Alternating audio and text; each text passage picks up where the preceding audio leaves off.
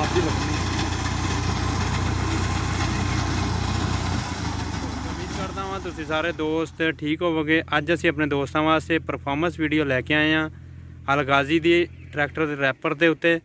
और अगर तुहानूं वीडियो अच्छी लगे तो साडे चैनल खानेवाल मोटर नूं जरूर सबसक्राइब करो ते नाल बैल दे आइकन नूं जरूर प्रेस करो। नाले ये वीडियो टैग है किसान आटो नूं। नाल भी गलबात करावांगे पर एकड़ किन्ने रुपये कटाई लै रहे ने, ठीक है। और डीजल का खर्चा वगैरह मुकम्मल तुहाडे नाल गलबात करावांगे मालक दी।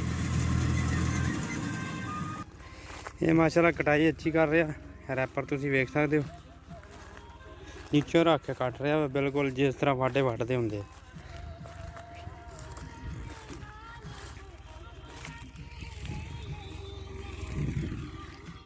अस्सलाम वालेकुम उस्ताद जी।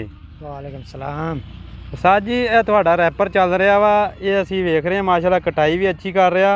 ये बारे च कुछ मालूमात लैनी असीं तुहाडे कोलों। सब तो पहले दसो कि ट्रैक्टर किहड़ा मॉडल है?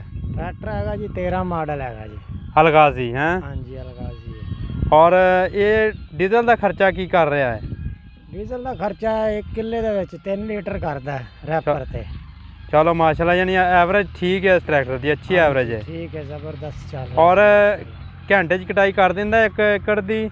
जी 1 घंटे दे विच 1 एकड़ दी कर दिंदा, 50 मिनट लगदे हैं। और कटाई की लै रहे हो तुसीं? कटाई लै रहे हैं जी 1700 रुपया। 1700 रुपये की कटाई लै रहे हैं? हाँ जी। चलो माशाल्लाह किन्ने के एकड़ हजे तक कटाई कर रहे हैं? हजे तक कणकां दा आगाज़ आ क्योंकि खानेवाल दे एरिया च इनकी कटाई कर ली है तकरीबन असी 40-50 किले कढ़ ले इस टाइम तक हाले तक। और डेली दे जड़ा वा किन्ने के एकड़ कढ़दी है?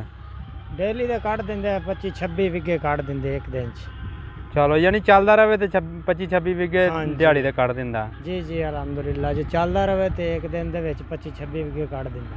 हाँ जी लम्बे प्लाट होना जिमें आ वेखो प्लाट है माशाल्लाह। और ट्रैक्टर चल रहा, ट्रैक्टर में भी कोई तकलीफ नहीं, ड्राइवर में भी कोई तकलीफ नहीं। और जड़ा वा प्लाट भी लम्मे आ, कोई वट बन्ना नहीं गा, तुसीं वेख सकते हो। बहुत बहुत मेहरबानी, शुक्रिया सर जी।